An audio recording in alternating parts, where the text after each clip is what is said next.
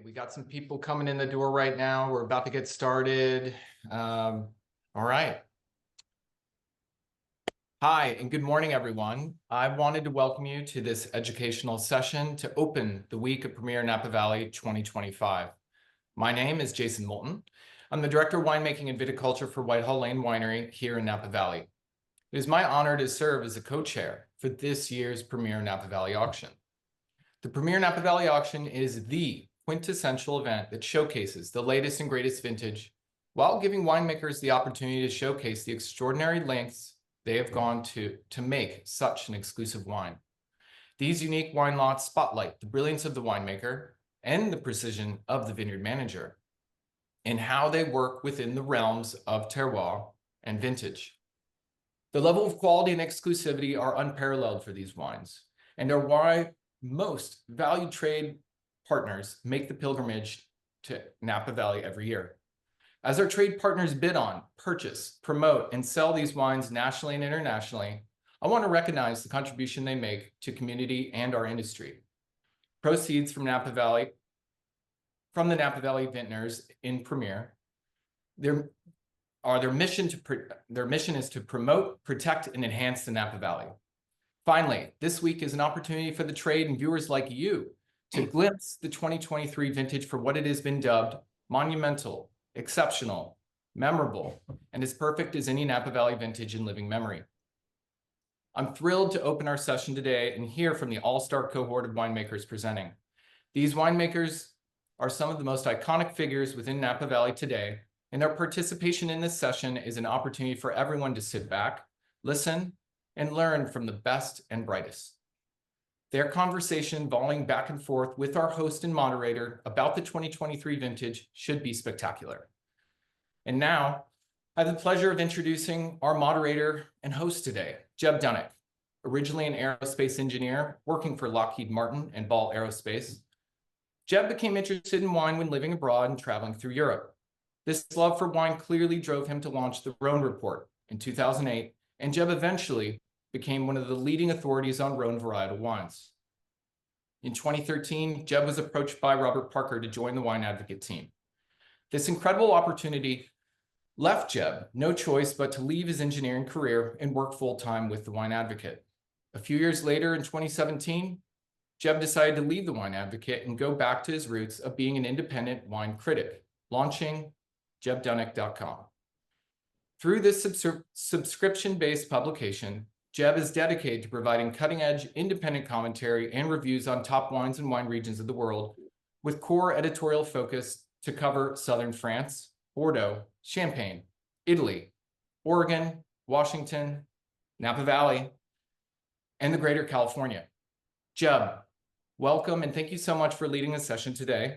I hope everyone has a wonderful Premier 2025 week. Thank you to the Napa Valley Vintners team, and I'll hand it off to you, Jeb. Thank you so much, Jason. I greatly appreciate the introduction. I'm certainly honored to be here today. This is my second Premier Napa Valley. And I'll tell you, if I have one regret, is that I'm not there in person to do the seminar with you. I'm not sure what the weather is there, but I'm willing to bet it's a little nicer than the 0 to 2 degrees we have here in Colorado. So to everybody out there today that's joining us, welcome. Thank you for coming today. I'll tell you, the goal of today's discussion is to give you, whether you're in the trade or a consumer, kind of a deeper understanding of the 2023 vintage in Napa. We want to provide you some insight into the growing season, insight into the wines, and to really just kind of let you know what you can expect from this vintage, this new vintage that's going to be coming on the market, and also it's going to be in the auction. And we also hope that you have some fun today. So for the next 45 minutes, we're here for you. There is a chat feature. I'm going to be monitoring that chat feature as we go through. So please hop on there, say hi, ask your questions, and we see them, we'll address them as we can. And if we have enough time, we're going to have a little Q&A at the end as well. Jumping right in, I'll tell you, I'm really thrilled to be here today. We're joined by a star-studded cast of panels of winemakers, individuals who really just bring this incredible depth of knowledge, a wealth of experience on Napa Valley. I'm going to run through the introduction for the winemakers. I'm going to talk a little bit about diversity in Napa Valley, and I'll do an overview of the vintage. And then we're going to have a round top kind of discussion about the vintage with all the winemakers, and then we're going to jump right into the lots. So hopefully this is an educational and a fun seminar for you. So first up, we've got Thomas Rivers Brown. I think unquestionably one of the most influential winemakers in Napa and also in Sonoma. He's behind some of the iconic labels, Schrader, Outpost, Caterwall, Rivers Marie, just to name a few. I don't want to date him, but Thomas has been in the Valley since 1997. And to tell you, his depth of knowledge of all things Napa is truly exceptional. So next we have Rosemary Cakebread, whose journey started at UC Davis's enology program before she went on to work some of Napa's most historic domains, including Inglenook, Spotswood, and Mum Napa. Today, she's the driving force behind Galisa, which she created in 2007, her own brand with a focus on single vineyard Cabernets throughout there. However, she does also make a handful of Rhone varieties as well. I think there's an Averino in there as well. Maybe even a Petit Syrah, I think as well. Maayan Koschitzky is an incredibly talented winemaker. He's originally from Israel's Golan Heights. I think Tulip Winery was the first winery he worked for. And then he moved to Napa in 2011. He worked for Screaming Eagle before becoming the director of winemaking for Italia Melca. So he's worked hand in hand with Philippe Melca for years and years now. Maayan brings this incredible depth of knowledge. When you have a chance to work with so many clients throughout the Valley like that, you get such a beautiful perspective, a wide view of the Valley. And last but not least, we have Jennifer Williams. Jennifer is, I think, unquestionably one of the rising stars in Napa Valley. She is a California native. She has an agricultural degree from Cal Poly, and she started her career in Napa in 2002, working alongside Rosemary Cakebread and also Francoise Pechon at Spotswood. She later became the winemaker at Spotswood. She was the head winemaker there from 2006 to 2010 or 11. Before moving to Arrow Branch, where she's been the head winemaker since 2011. She also has her own label with her husband, Mark, called Zygist Cellars, which she created in 2005.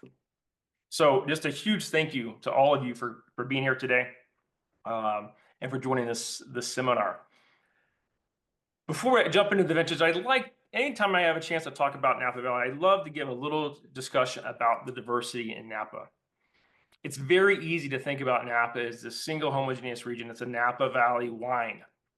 But in reality, Napa is incredibly diverse, both in terms of climate, in terms of soil, and in terms of topography as well. So if you think just about the climate variability, really from a south to the north, the southern part of the valley, it's closer to the Pacific Ocean, it's closer to the San Pablo Bay. It's noticeably cooler.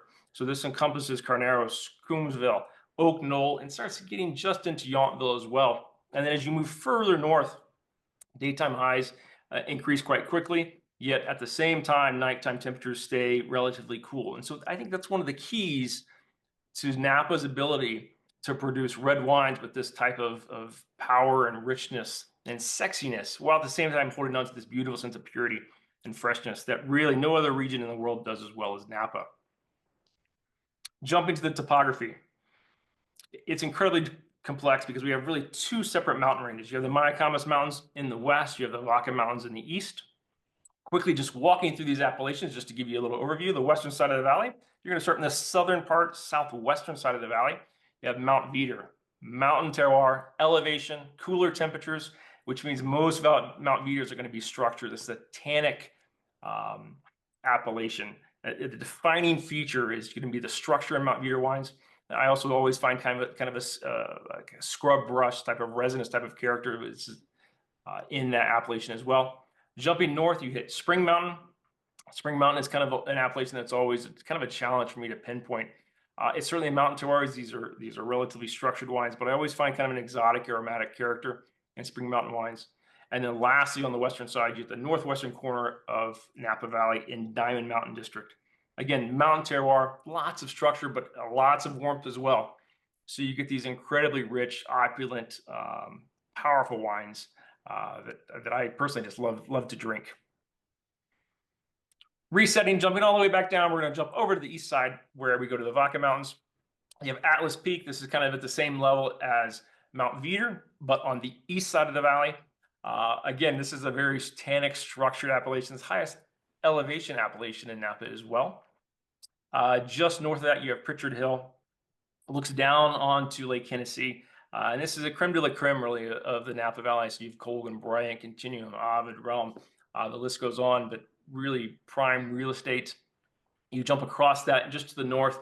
And also there's not really an appellation for that, just north of Lake Hennessy. And we're going to talk, one of the wines that's going to be presented today comes from kind of a new vineyard there, Phelan Ranch, which is on this, I think, Hennessy Ridge type of area. So we can talk about that a little bit later. And then last but not least, when we're talking about the mountains, we have Howell Mountain in the northeastern corner of Napa Valley. Another big, rich structure. You always find a lot of black and blue fruits here and a little bit of foresty character. Then when you jump right down into the center, you get the heart of the valley floor, and just walking up, from Yountville to Stag's Leap, Oakville, Rutherford, St. Helena, and then Calistoga. So when you say Napa Valley, think about how diverse that is. And so it's important when you're drinking wines and you're thinking about these wines, think, where does that wine come from? And it's going to help you understand where that wine, or help you understand why the wine tastes the way that it does. So jumping into the vintage overview, I will jump into about 2023. I can say this, I think 2023 is shaping up to be, without a doubt, an exceptional vintage, and possibly really one of these legendary reference point vintages. Unlike the roller coaster ride of 2022, 2023 was defined by this long, cool, kind of even growing season. There were no major heat spikes, healthy yields, plenty of hang time, and all of this contributes to the wines that show this incredible sense of purity, of elegance, of freshness and balance, yet at the same time also being concentrated. It's one thing to talk about freshness and elegance and finesse and whatnot, but that's not worth much if the wine is not pleasurable. It doesn't bring texture, it doesn't bring a mouthfeel in concentration as well. Jumping at the growing season, the vintage started with one of the coolest winters on record, followed by a cool and wet spring, lots of rain in the spring. This pushed bud breaker back around 2 weeks. Flowering and fruit set was pushed all the way back into June, which had good weather. So you have this fabulous crop set. So this is kind of a critical point of the vintage. This cooler weather continued through the summer. I don't think the first 100-degree day in 2023 was until late June. Veraison was late as well. Third week of August. Normally it's end of July. So we're literally, the whole season is getting shifted back. We're 3 weeks behind normal. And this is kind of tracking closer to 2010, 2011, a little bit of 2016 as well, in terms of growing degree days. And that's kind of one of the paradoxes, I think, about this vintage.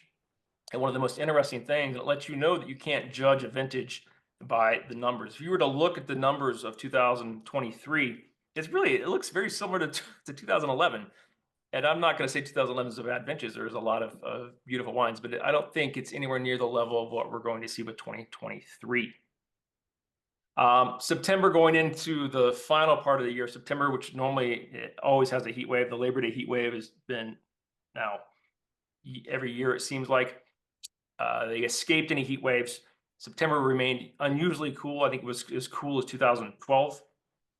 And then luckily going into October and November, the weather warmed up, and you had this idyllic conditions. Really, it allowed growers to harvest at will all the way up into the mid-November timeframe, which is very late for Napa. There was a rainstorm right in the kind of the mid-late, I forget the date, in November, which really capped the vintage for pretty much everywhere, for everybody. Looking at the wines, 2022 gave us these spice-driven, these red-fruited, early drinking. 2023 gives us much darker wines. The fruits are much blacker, more blue fruit driven. This beautiful sense of freshness, kind of a more inward, a serious type of character.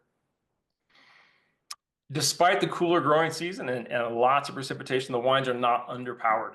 I think that was a critical factor. If I had one concern, going into the taste of those wines from barrel last year, was that, what are we going to find good concentration in these wines?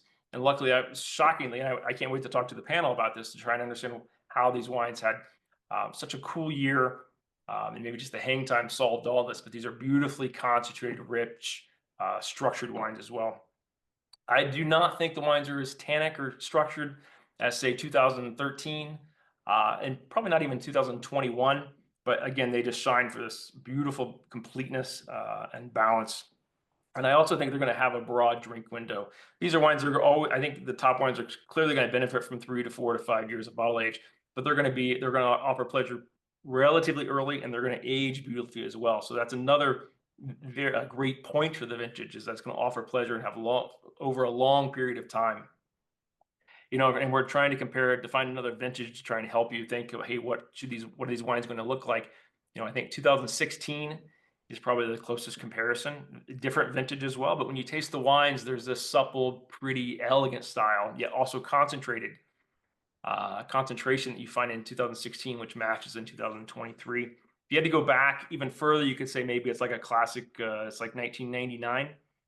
But the reality is today, there's been so much change in climate, there's been change in viticulture and in winemaking, that once you go past 10 to 15 years, it becomes challenging to find a vintage that has a similar profile, to say the current vintage is like that. So my thoughts, if there is a kink in the vintage, it's going to be yields. We'll see how that handles. Some wines can be a little midweight, but I think if you compare yields in 2023 with 15 years ago, they're spot on. So, low yields that would be relative, I think. So, again, I tasted these mostly out of barrel end of last year. I think this is unquestionably vintage that you're going to want to have in your cellar. It's going to be a great year. And I can't wait to see how these wines show from bottle later this year. So with that long prelude, we will open it up to our panel. And I would love to just go through and we'll have a little discussion about their overall thoughts of the vintage. Thomas, we'll leave with you, buddy. What do you think about the 2023 vintage? I think all the early press about it has been remarkably positive, and there was even early press when the wines were still in fermenter and people were watching pump overs, and we'll take it. We need all the good press we can get right now. I think the wine business as a whole does. And we kind of like to say that the great vintages are the ones we don't remember. And I think that's a little bit the case with 23. There was just so little trauma in the vintage. If anything, we had to kind of relearn patience, which is something that we hadn't had to deal with for quite some time. It sort of reminded me of the vintages I started with like 20 and 25 years ago, where you just had to wait and wait and wait and wait. And there were some question marks about whether we were going to get to the finish line. And I think the finished wines have kind of answered that question. Pretty much everything got there. I think one of the points you made earlier about concentration is a really good one, because as we were harvesting all these vineyards from all over Napa, it was a pretty big yield and the berry size was pretty big. So we were kind of wondering as we were picking, where's concentration going to come from? Are we going to have to work these wines pretty hard? And 1 or 2 days in, the wines were like jet black, intensely fruited, very perfumey, and all those kind of concerns went away very quickly. To talk about the slight counterpoint that you mentioned, there are a few wines I would say that are a little more middleweight, and you touched upon it earlier too, where the yield sort of surprised us or where things didn't quite get to the finish line. You are seeing some more red fruited middleweight wines. Not a big deal. Obviously a stylistic preference for a lot of people, but I do think for a few wines for us that we maybe weren't 100% satisfied with, that was really the issue. We thought, oh yeah, 3 to 4 tons an acre for this vineyard, and we start picking it. We send 20 picking bins out. Grower calls, hey, could I get 20 more? And we're like, ooh, we also need to clean a couple additional tanks, maybe buy some more barrels. I mean, we were fermenting in bathtubs, anything but hold water, back of pickup trucks. I mean, you name it. We were doing everything we could. But so really quick to push on that, how do great winemakers and estates miss yields at that level? Is that just, it's difficult really to know what final yields are? I mean, Maayan, how do you, when you work with multiple vineyards like that, is it, you take the grower's word at face value? I mean, how do you miss yields? I'm convinced there are no good crop estimators. There are just lucky crop estimators. So, I mean, it really is a moving target. I mean, if it's like all data. If you were to, cut all the fruit off of half your vines and weigh it, you'd probably come up with a pretty good estimate, but then you'd also have half your fruit. So I think the eyeball test is remarkably inaccurate. So I think we did get surprised, and that happened a little bit everywhere. And so when we got the most surprised, Those are probably the most middleweight wines of everything we made in 23.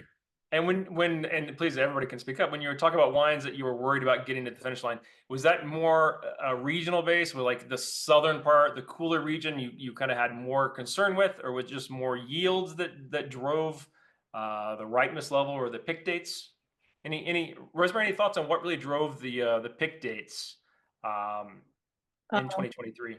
For me, it was a pretty luxurious season in that we didn't really. I like to think of, especially for Cabernet, is like 220-day magic window, and there was no pressure whatsoever to pick. But I think what might have surprised us in terms of yield is, we're doing berry weights, just to, it's one of our tools and sort of to look at ripening. And I think the clusters were big. Berry weights were pretty on spot, what we would expect berry weights to be, but clusters were just bigger. We had such a beautiful bloom. The period during bloom flowering was remarkable. And so everything's set. We didn't have a lot of shot berries. Clusters were full, they were gorgeous. And if there was a season, I mean, all of us sort of rely on sorting tables now, it's a necessity, but in 2023, if you didn't have a sorting table, it was almost no big deal. Destemming, and there was so little fruit degradation that it was just gorgeous all around. Was it difficult that everything was ripe and you have to wait for seed ripeness? Was it easy to determine when things were ripe and you? I mean, I think so. It was, I think Thomas is actually right, it's spot on when it has to do with a lot of patience. If we just looked at the calendar, everything was delayed about 3 to 4 weeks. Whether I'm here in St. Helena and also up in Oakville, and I've been working with these sites for a long time, and we looked at the calendar, we just had to sort of divorce ourselves from the calendar and just really walk the vineyard and just pay attention to that. So I found we were really 3 to 4 weeks in a different sort of time warp. Got it. Yeah. Jennifer, can you talk about kind of the summer growing season? Because it was like 2002, it was relatively cool.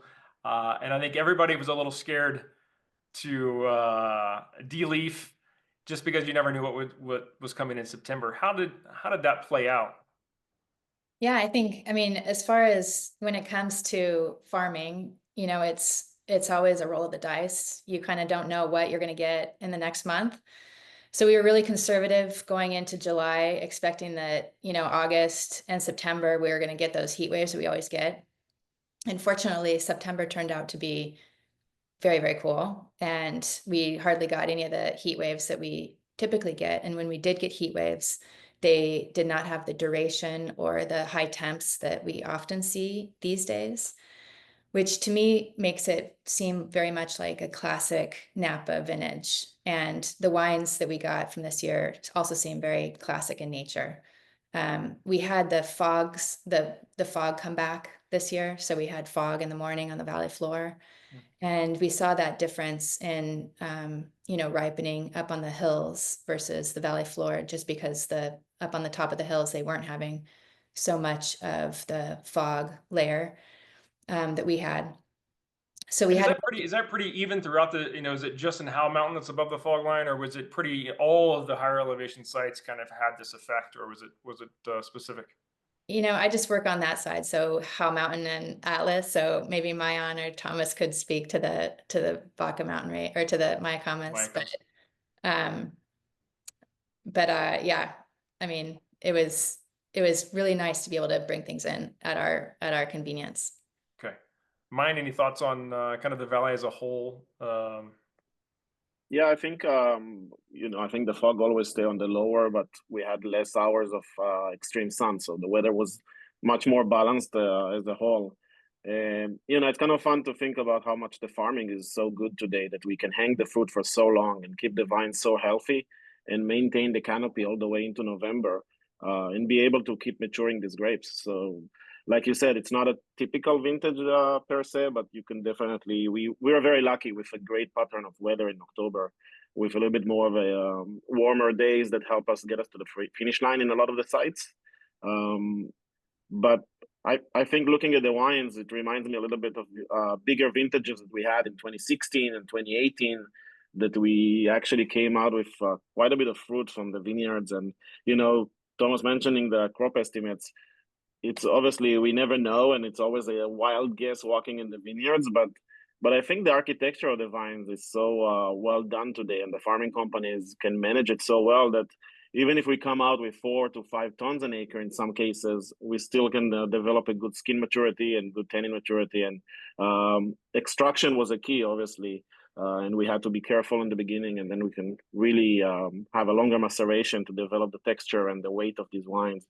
And they're aging gracefully. I mean, tasting them now, kind of putting together the final blends, it's really obvious that they have this darker tone, the classic Napa character, but they still have good structure, maybe not as tannic like 2018 or 2016 even, but a little bit of the same family of tannins and a beautiful structure.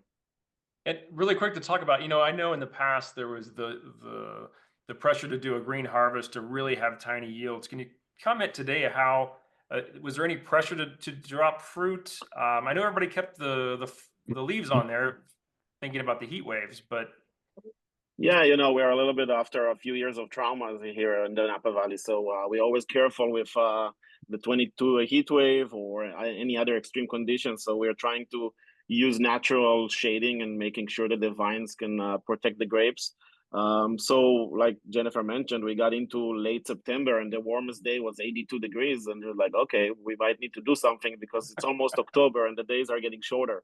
So you adjust as you go, but you're thinking about the season and what can surprise you and what's going to happen next. But I think that, again, going back to the vineyards, I think the vines, we a little bit changed the mentality of 1 cluster per shoot, 2 tons an acre for quality. I think today we have better farming, better grapevines, better rootstock, and better developments, so we can hang a little bit more fruit and create a natural balance versus forcing farming to create balance. So yes, we do green drop, and obviously we had to drop some fruit because the vines actually had even more. But the overall, we are not looking at 2 tons an acre anymore. We're looking at what's right for the site and how can we balance the vine naturally. Got it. And then lastly, talk about kind of the vinification and élevage. Was this a vintage that was pretty easy in the cellar, aside from having to find your neighbor's bathtub for ferments? But yeah, I definitely called Thomas for some tanks, but he didn't really help me out. So, but no, it was definitely heavy, and I think we were all waiting, and the window was closing. Right, that's the thing. You get into middle of October, and the wineries are waiting to receive the grapes, and you cannot pick the entire valley in 1 week. So at some point, you have to start making decisions and move forward. Luckily, I mean, I was laughing back in 23. I think we talked about it. Is when it's an easy vintage, everyone is excited and it's the best vintage in the world. But it was almost before we even fermented 1 tank that everyone was talking about how great this vintage is. But it was a perfect fermentation. I mean, super healthy. The chemistry was just perfect. Easy to extract, like everyone mentioned.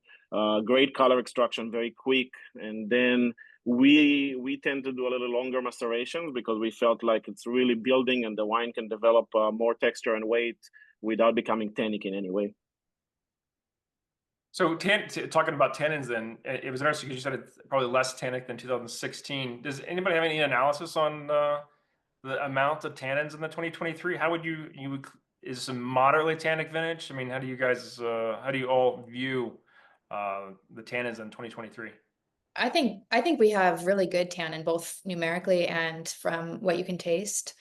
And in addition to that, we have a broad range of fruits. So there's really nice, fresh, red cherry notes all the way to dark, ripe blackberry notes that really envelop all the tannins. So I think we ended up with wines that have a lovely amount of tannin, a very good, big amount of tannin, but with plenty of fruit to support it.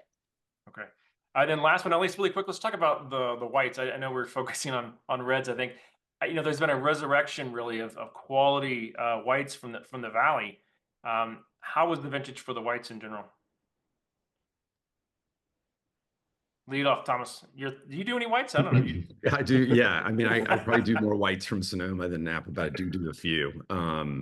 And I think they're probably even more prone to being damaged by excessive heat. So we really just didn't have it in 23. And again, it was a long pick window. You could pick your style. You could pick what kind of fruit you wanted to express based on ripeness. Again, I don't remember much about the white harvest in 23 because there was no scarring. So it was a very nice feeling to bring these things in kind of at a leisurely pace.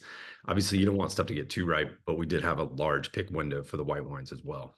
Got it. And then Rosemary, do you make a white? I do. It's non-Napa Valley. I would just say that it was so cool. It didn't really worry about any sort of fruit degradation. It was just gorgeous, and so I'm really happy with the 23 Albarino that I made. Got it. Thank you so much, Rosemary. And Maayan, Mr. Sauvignon Blanc down there. I'm going to give you the final word on the. Yeah, I think it was perfect. Now, I think it's always interesting to compare a warm vintage in Napa Valley versus a cooler vintage. Warm vintage, in a way, you're forced to pick early, so you end up with a little bit of a higher acid, but maybe less textural wines, with less depth. In a cooler vintage, it's always the ratio and the balance between the malic acid that it's dropping quick and your total pH and TA, and kind of looking at the entire chemistry while you're looking at skin maturity. So I think 23 is definitely a little different profile on Sauvignon Blanc in the Valley, but I think the quality overall is really high. So I really enjoyed them. And I lied about the last word, Jennifer. I know you do. Is your Chenin from Napa? I have Chenin from St. Helena, and then Sauvignon Blanc from Alice Beach. If anybody's out there, you should try it. It's a beautiful Chenin. So thank you. What was the first year you made that? Oh my goodness, that's a challenge. I'm not sure, but I've only tasted a few vintages, but it's been at least 10 years. Yeah. Awesome. All right. Well, thank you so much, everyone. I think that hopefully that was a good view, snapshot of the 2023 vintage. With that, we're going to jump into the important part, and we're going to have the winemakers talk about the lots that are in the auction on Saturday. Unfortunately, my FedEx delivery man is afraid of a little ice, so I don't have the wines. So this is the winemakers' chance to present their wines, and I have a few questions about it. But let's kick off with Thomas. So the two wines that are in transit to you, that hopefully will get there unfrozen at some point soon, are both hillside wines, and so I wanted to focus on that in terms of what I was featuring for Premier in this year. Obviously, there's a few more wines for me, but it's one wine from Caterwall, and it's the Phelan Ranch, which you mentioned earlier is up kind of Hennessy Ridge.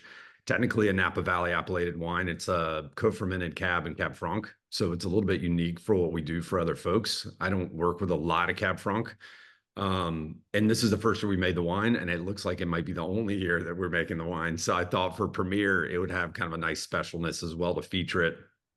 I have to thank Russell Bevan for showing me this vineyard. He kind of called me one day and said, if you've got 7 hours to drive up the hill and make it to this new vineyard that is remarkably still in Napa, let's take a trip. And we went up there, and it's the most impressive new development that I've seen in Napa in a really long time. So Jeff, it is beautiful. It's an incredible site. It lives up to the billing.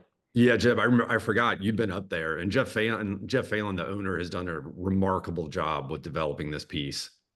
So we did sort of a Cab Franc co-ferment, and it's actually faces sort of Charles Valley. So it's kind of up over the hill. It's that far up. And again, a co-ferment in 23, and it just focuses on all the kind of the beauty that the vintage has to offer, including what the blenders did in 23. So I feel like as great as Cab was, the Cab Franc and Merlot that we made in 23 was equally successful. It was interesting because I read somewhere on that this was kind of your first Cab Sauv Cab Franc blend. That can't be true? I mean, it could be. It might not be. It's really hard to say. For Outpost, we make a Cab Franc Cab Merlot blend from the True Vineyard that we've been working on for a while. But generally, most of what I do in Napa is just straight Cab. Yeah, you're Mr. 100% Cab on. Mr. 100%. My tech sheet when I take from your tasting doesn't even say. I just Cab. It's just Cab. Yeah, we use 100%. Different clones of Cab. That's how we get complexity. So, and then my second wine is Outpost, and a vineyard that Outpost is kind of famous for, the True Vineyard. And this is kind of the core, which is our 3 best clones of Cabernet from the True Vineyard. No other varietals. And just a really special site, both the Phelan Ranch and the True Vineyard above the fog line, as we talked about earlier in this conversation as well. And just a really special site. I mean, planted on pure rock. part of this vineyard was dynamited in. I think it was supposed to go off at noon, the dynamite, and went off around the dinner hour. So I think it scared the hell out of all the neighbors when this vineyard was first planted. But a mature vineyard for Howell Mountain, in that kind of a 1,700-foot elevation, which I think is kind of a magical belt up there, and just super expressive, white flowers, really dark fruited, kind of that crushed rock, wet rock kind of quality to it, and just a level of completeness. Like, I think what you're going to hear a lot about 23 as well is the word seamless. And when you talk about the tannins, and Jennifer mentioned this, they're abundant, but the quality of the tannin is just so incredibly high. It's all there, but you really don't sense it. And this Outpost vineyard, especially true, I think takes well to these longer hang time years. So you've got this really round, polished mountain wine that you can tell is rugged and grown at elevation, but there's just no hard edges at all. And Thomas, what's the normal production on the true vineyard from Outpost? That's how many cases? 300 to 400. And the problem is the core is so good. And that's what we're featuring in this premiere lot, that the stuff in second place, we just like, we can't put this in. It's not as good. I'm like, this is really good. And maybe we need to wake up to the idea that we can make more than 300 or 400 cases. And we still have not figured that out yet. So both of your lots are 5 cases. I mean, how do you put together a 5-case lot? It's a real pain, to be 100% honest with you. So it's usually isolated right at the end, so we can bottle it separately. And even like an Outpost wine, those labels are silk screened. So obviously we have to get some non-silk screen bottles, make sure we remember to bottle this lot separately in June, and then hand apply the labels eventually. But it's basically to give people an idea. It's approximately a keg of wine, not even a keg of wine. So usually it's isolated just a couple of days before it's bottled. Got it. Awesome. Well, thank you so much. With that, we're going to jump to Rosemary, who has an incredibly exciting wine. Cabernet Franc Phenolic Femmes. Please tell us about that wine, Rosemary. So I think this might be in my, working with Premier Napa Valley, maybe my 3rd collaborative lot. I really love the collaborative lots. It's a chance to get to know your fellow winemakers even more. And it's also time stamping a vintage and a prelude to that vintage, and maybe some artistic license. Excuse me. So I'm working with Diana Snowden and Jamie Arajo. And so what we have is a 20-case lot. It's lot 92. It's a 1/3 each. Diana's providing Merlot from Snowden Vineyards, and Jamie and myself, Cabernet Franc. Mine is from Oakville and Jamie's from Oak Knoll. And I guess the way I would describe it is Diana's Merlot is really sort of the structure, the backbone of the wine. And Jamie's Cabernet Franc is the jewelry, and then the Oakville would be the perfume. I think it's a beautiful wine. We took it out on the road to both London and Paris last week, and it showed really, really well. And you never know when you've got barrel samples that go that far distance, how they're going to reveal themselves. But I was pretty pleased with the wine. So it's medium weight in terms of the tannins are beautiful. I think they've been described by other people as being seamless. And I would say that's really true about the 23 vintage in general. The tannins are really fine, gorgeous, and long. And then there's just a lot of aromatics. So I hope that people really enjoy the wine, come by, taste it, and I look forward to meeting with all of you. Wine made by 3 iconic women. And Diana, as some people may not know, is also the cellar hand at Domaine Dujac. Her husband owns, her family.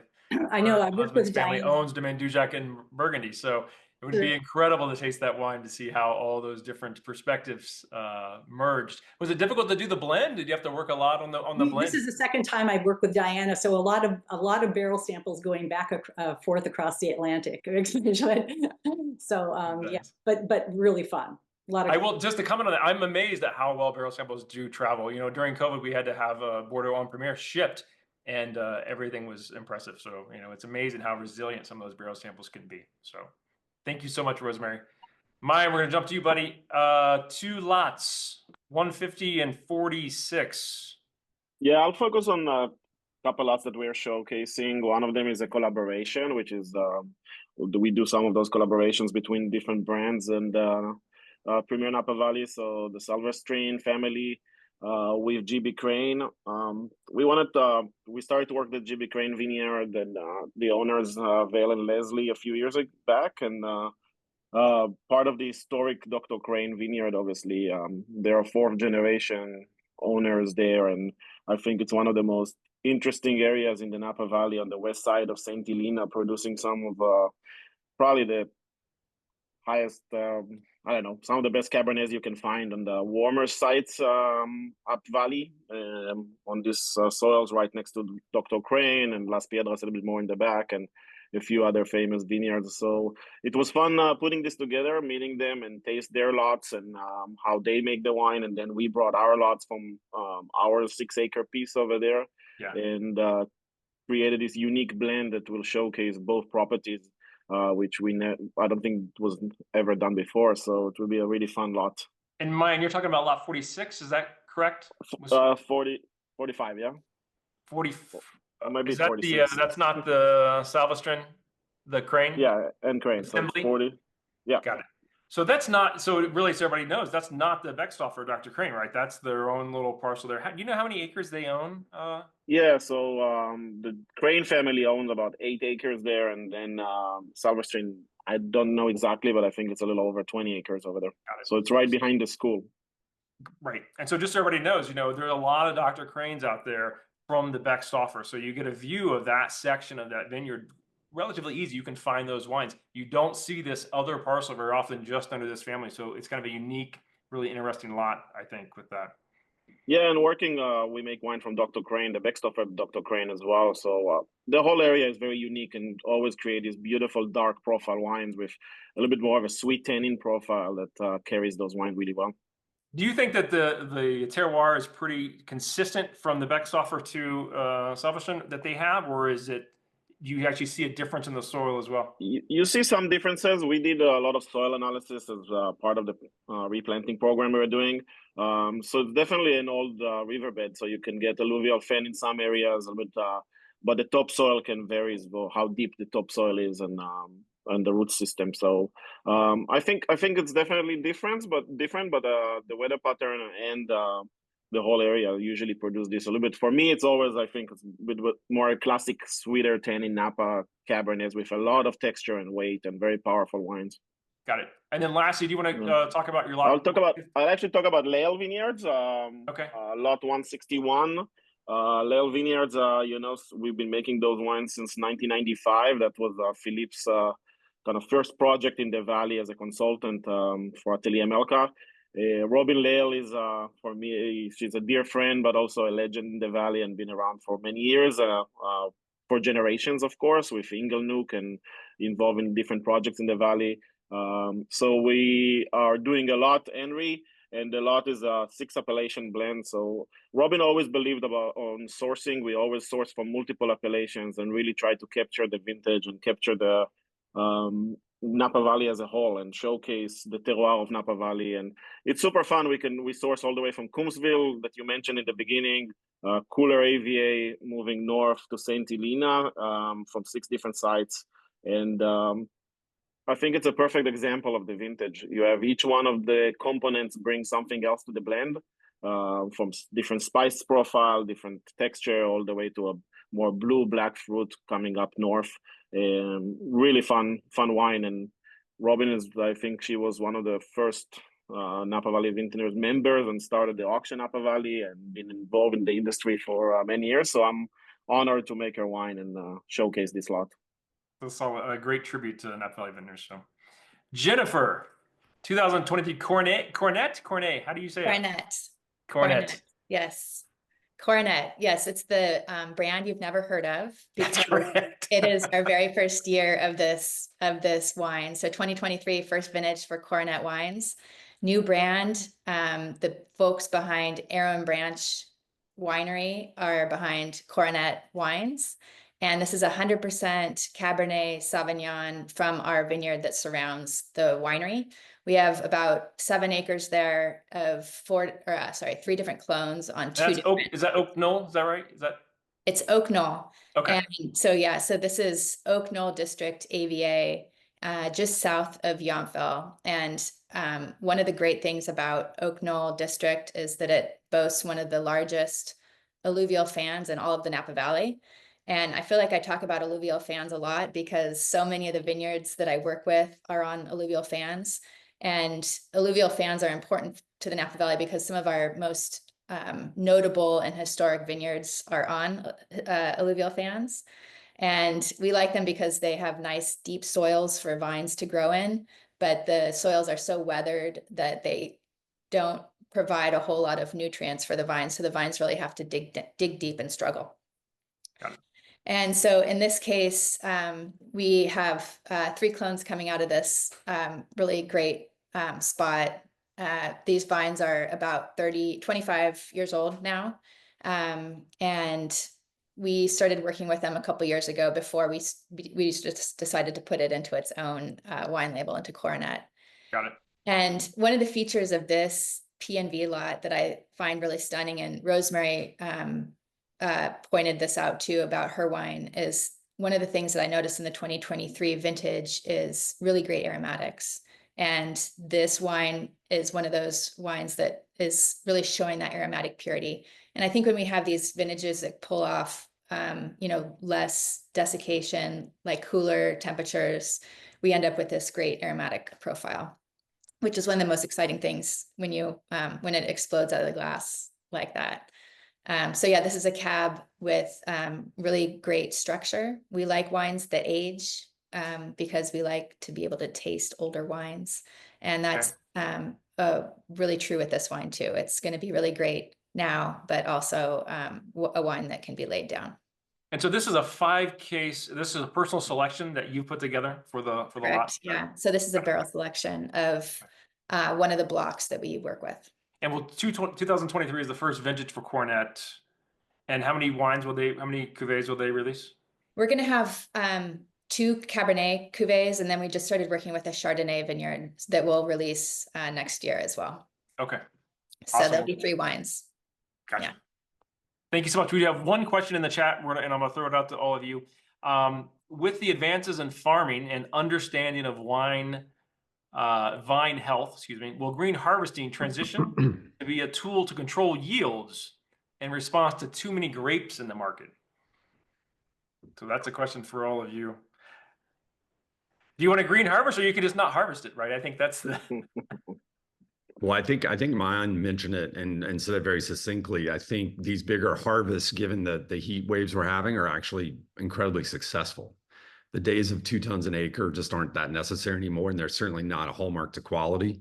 We're seeing that on the Sonoma Coast as well. We kind of need a little bit of mass on the vine to survive some of these crazy heat spells we get. And for us, I think at the level that the 4 of us probably are operating at, I don't know that we're looking to necessarily artificially diminish how much wine we're making, because we're already making really, really small quantities. And again, it's just a push for quality over everything. If it turns out to be 5 tons an acre and that's the best possible thing in that vintage for that site, then that's what we're going to do. If it's 1 ton an acre, then that's going to be the case as well. But quality will sort of dictate yield, I think, going forward. Yeah. And I will say, one thing that's interesting about Bordeaux varieties have the capacity to produce incredible wines at healthy yields as well. So, I don't think Cabernet or Merlot or Cab Franc is like Grenache, which is much more yield driven with regards to quality. So any other thoughts on green harvests as a way to tailor the production for the market? I think we're talking about wine balance in the end. I mean, we can't make a decision of how much wine we can sell, and then go back to the vineyard and say, okay, let's drop some clusters. We're going to be focusing on making the best wine possible and make sure that we can execute for the highest level, and then hope for the best, and trust the market and trust the followers of Napa Valley. It's such a unique place, crafting some of the best wines in the world. So I'm sure we will bounce back and these wines will shine. And like Jennifer said, the beautiful thing about wines and the beautiful thing about Napa, these wines can age for a long, long time, and they're very enjoyable over time. I think we will leave it at that. That is a great summary. So Rosemary, Jennifer, Maayan, and Thomas, I'm honored to be on here with you today. So thank you so much for your insights and for your time. And to everyone out there, bid often, bid high. It's a great cause. And the end result is you'll have a very unique, almost a unicorn wine for your cellar.